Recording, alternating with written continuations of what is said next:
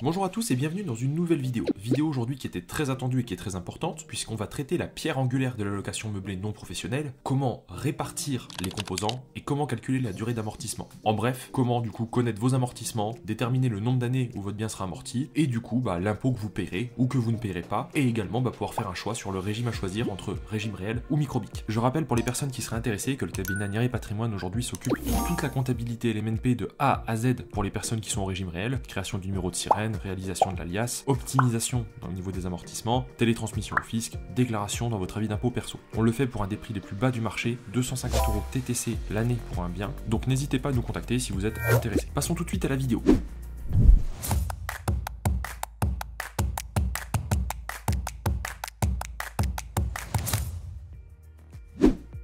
Déjà, quand vous allez aller sur internet ou que vous allez faire des recherches pour essayer de comprendre et cerner l'histoire des amortissements, vous allez tomber sur des tableaux en général qui ressemblent à ça. Ou encore ça, ou encore ça.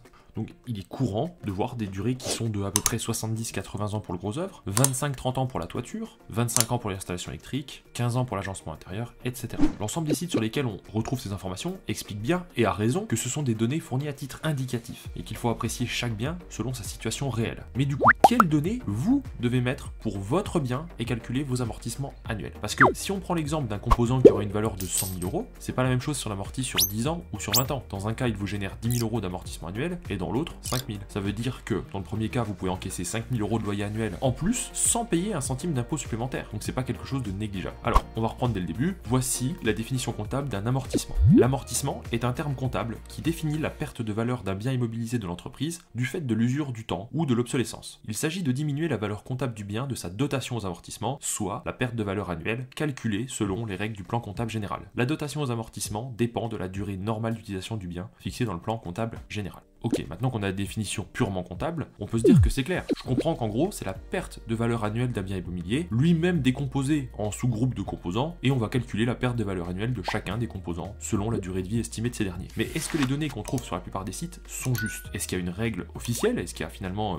une jurisprudence ou une doctrine fiscale ou quoi que ce soit qui nous donne les règles? Eh ben non. En fait, en réalité, tout va dépendre de la structure de votre bien pour la répartition, et des matériaux et leur état pour la durée d'amortissement. On va travailler au travers de cette vidéo sur deux exemples de calcul d'amortissement. On va prendre un bien qu'on va estimer neuf et on va prendre ce même bien dans un monde hypothétique où il aurait été construit plus tôt ou alors qu'on a avancé dans le temps et que du coup il a vieilli. Comme ça vous permettra de bien voir la différence entre un même logement pour calculer la répartition, comme ça on pourra en parler, et également calculer les durées d'amortissement et que vous voyez les liens de cause à effet du temps et comment on appréhende deux cas de figure différents. Parce que de toute façon vous êtes dans un cas ou dans l'autre, soit vous avez un logement neuf, soit vous avez un logement ancien, donc c'est pas très compliqué. Dans notre premier exemple, on va commencer par ce logement qu'on va imaginer qui vient d'être livré, vous venez de le recevoir, tout est neuf, la résidence est neuve, le logement est neuf, et vous décidez du coup de le mettre en location meublée. Le simulateur que vous voyez à l'écran, sur lequel je suis en train de faire les projections, c'est notre simulateur officiel. Il est aujourd'hui en vente sur notre site internet pour la somme de 29,90 €, et ça vous permettra de réaliser en toute autonomie toutes vos simulations et projections en LMNP, grâce à toutes les formules 100% automatisées sur lesquelles on a travaillé, et du coup vous pourrez calculer vos amortissements annuels comme je suis en train de le faire, mais aussi votre déficit, vos amortissements excédentaires, et du coup savoir à l'euro près pendant combien d'années vous paierez pas d'impôt au régime réel, et surtout comparer si le régime microbique est, dans votre cas, plus ou moins avantageux que le régime réel, et quelle année changer de régime. Pour moins de 30 €, vous pouvez avoir le simulateur le plus abouti du marché sur le sujet, et ça vous permettra d'éviter les erreurs qui coûtent souvent très cher en impôts. C'est vraiment magique parce qu'en moins de 10 minutes, vous avez l'équivalent d'une simulation, d'une consultation chez un expert comptable, qui souvent est facturé à plus de 100 €, et vous pourrez l'utiliser à vie et pour l'ensemble de vos biens meublés. Donc n'hésitez pas à suivre le lien dans la description si vous souhaitez vous le procurer également. Revenons-en à notre simulation. On va d'abord calculer la valeur terrain. Dans cette vidéo, je vais pas m'attarder dessus, j'ai déjà fait 2 et bientôt 3 vidéos à ce sujet, avec 3 méthodes différentes pour trouver la valeur la plus juste et cohérente possible. Dans notre exemple, on va simplement imaginer aléatoirement aujourd'hui que la valeur terrain représente, après calcul, 8% du prix du bien. Et on va dire que cet appartement, il vous est revenu en prix d'achat à 200 000 €. Donc ça fait une valeur terrain à 16 000. Ensuite, ce qu'il faut faire, c'est répartir les autres composants pour se dire par exemple, le gros œuvre va représenter tant de pourcents, l'aménagement tant de pourcents, etc. Donc avoir une répartition juste et cohérente. Ensuite seulement, on calculera les durées de ces amortissements. Si on prend le pourcentage du gros œuvre façade, comment est-ce qu'on peut le déterminer? C'est très difficile.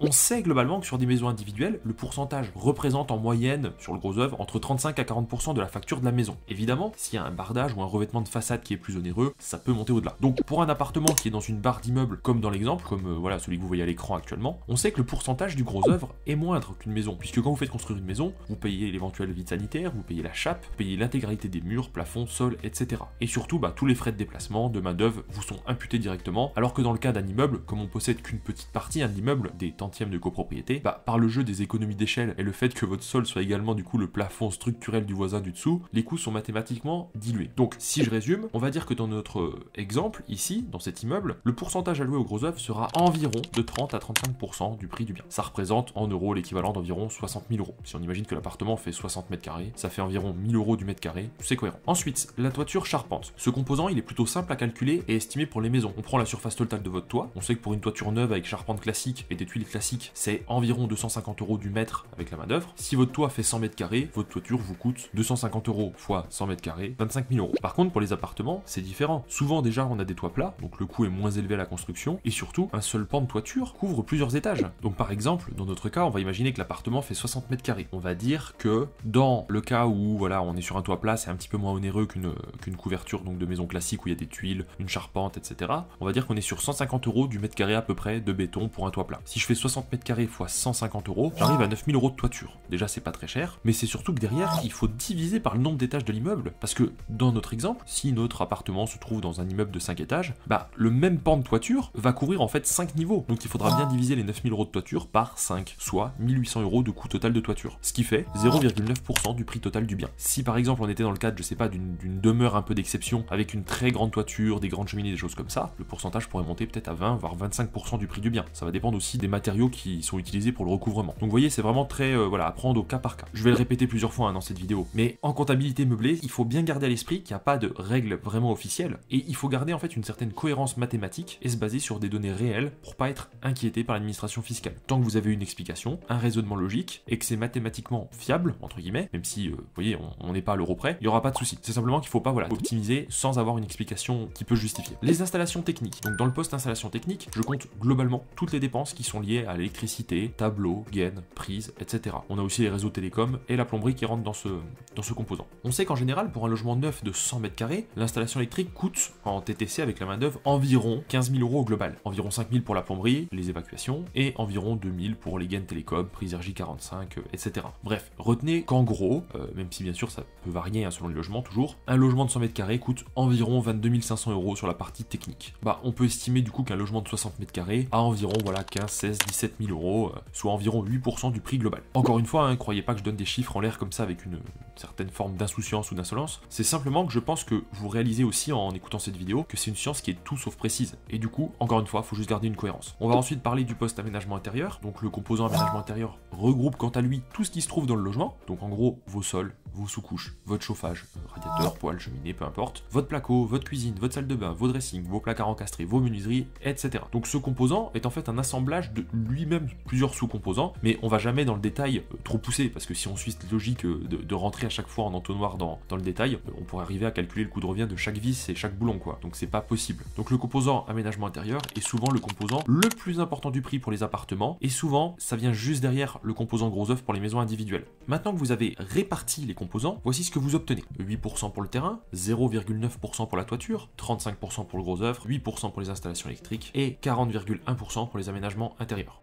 Total 100%. Ensuite, maintenant que la répartition est faite, on doit déterminer les durées d'amortissement de ces composants. Alors, dans notre cas, comme on est sur une construction neuve, dans notre exemple, c'est plutôt facile, parce que l'administration fiscale et les données qu'on peut recouper sur internet des promoteurs qui nous donnent voilà, les durées de vie des composants, etc., sont assez précises sur le neuf. Pour le terrain, c'est évidemment 0 année, parce que le terrain n'est pas amortissable. Ça, je l'ai assez dit dans les autres vidéos. Pour la toiture, la durée de vie, sur un toit plat, en gravier ou bitume, elle est comprise voilà, entre 25 et 30 ans. Lorsqu'il s'agit de neuf, moi je prends 30 ans, parce que la plupart des immeubles peuvent, enfin très généralement, dépasser ou atteindre au moins les 30 ans, et la durée va surtout dépendre de l'entretien, mais comme là on est dans le cadre d'une copro, il y a un syndic, il y a une copro, donc ils assurent un entretien régulier. Donc partons sur 30 ans. Pour les installations techniques, c'est facile, c'est entre 30 et 35 ans pour la durée de vie d'une installation électrique et des aménagements de plomberie, etc. pour du neuf. Mais compte tenu de la mise aux normes tous les 6 mois imposée par l'État, je pars en général sur 30 ans, parce que c'est sûr que même si tout marche très bien dans 30 ans, l'électricité, les prises, les normes, enfin voilà, il n'y aura plus rien qui sera aux normes d'ici 2053, c'est sûr et certain. Donc on va partir sur 30 ans. Pour l'aménagement intérieur, cela regroupe, comme on a dit, les sols, peinture, cuisine, etc. L'administration fiscale nous donne, en termes de jurisprudence, entre 5 et 15 ans comme composant. Mais en réalité, si on est honnête sur les logements neufs, avant que le composant soit vraiment démodé, vétuste ou obsolète, 15 ans c'est juste. Voilà, c'est-à-dire que si vous achetez un logement maintenant, vous n'allez pas tout refaire dans 10 ans. Donc 15 ans c'est très très bien. C'est la juste durée pour les aménagements intérieurs au global. Pour la partie gros œuf façade, la durée moyenne est de 75 ans pour du neuf. On pourrait imaginer un petit peu moins pour une maison, par exemple avec, je sais pas, bardage ou ossature bois. Enfin, j'y connais pas grand chose en fait,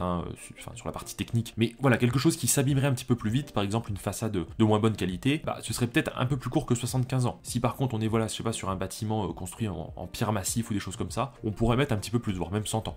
Vous avez compris, on adapte au cas par cas, encore une fois. Donc là, au total, on obtient bien 7 407 € d'amortissement annuel pendant au moins 15 ans. Car comme vous pouvez le voir, 15 ans, c'est la durée d'amortissement annuel du composant aménagement intérieur qui est le plus court. Ensuite, ce composant sera totalement amorti et il ne restera que les autres composants. Nous allons maintenant regarder un exemple similaire avec un appartement de même taille dans une résidence identique, mais qui cette fois-ci n'est pas neuf et aurait été par exemple construit en 2005. On peut d'ailleurs très bien imaginer que la résidence qu'on a vue au début, en fait, voilà, on remonte un peu dans le temps et ça a été construit en 2005. Donc aujourd'hui, comme ça un peu, voilà, que ça vieillit, qu'il y a eu le temps qui est passé, les matériaux qui sont peut-être aussi démodés et tout ça, on pourrait, si la résidence avait été construite en 2005, avoir un logement de cette sorte. Donc si je reprends la répartition, bah c'est simple, ça n'a pas changé, parce que structurellement c'est toujours le même bâtiment, c'est simplement l'état des matériaux et la modernité qui aura évolué. Donc je vais simplement dans cet exemple modifier la durée des composants pour coller à la réalité. Voici ce que j'obtiens. Installation technique, si le bâtiment, donc on a dit, a été construit en 2005 et que pour un bâtiment neuf on part en général sur une base de 30 ans et qu'aujourd'hui on est en 2023, du coup ça fait 18 ans que ça a été construit, donc 30 ans d'amortissement moins les 18 ans déjà passés, il me reste 12 ans sur ce poste. Toiture, 30 ans moins 18 ans, il reste 12 ans.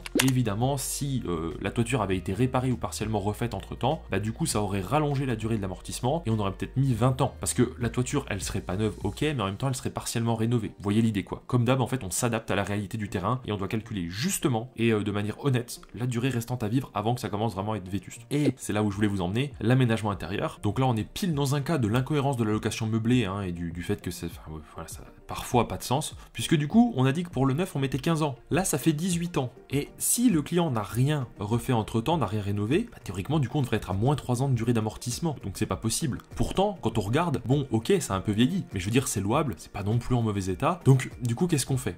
Voilà, typiquement là dans ces coups de temps là, bah, on adapte hein, la réalité et on se dit ok, au passage en meublé de cet appartement qui je sais pas avant était occupé en résidence principale par exemple, et ben on va calculer la durée de vie restante. On va oublier cette notion de voilà les années qui sont passées, etc. On va se dire bon bah si je prends à l'instant T le logement à l'intérieur, c'est un peu vieux, il y a peut-être des traces voilà des traces sur les murs, on peut avoir la cuisine qui commence à être un petit peu endommagée, peut-être des tiroirs qui ferment mal, normal ça vieillit.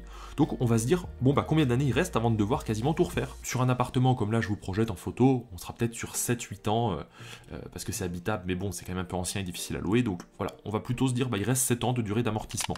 Donc je mets 7 ans. Ensuite, gros œuvre, on applique la même méthode que pour la toiture. 75 ans moins 18, 57 ans restants.